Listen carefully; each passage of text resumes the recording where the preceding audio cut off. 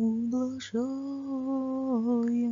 ублажаем Тя, преподобная Мати наша Елена, и чтим святую память Твою.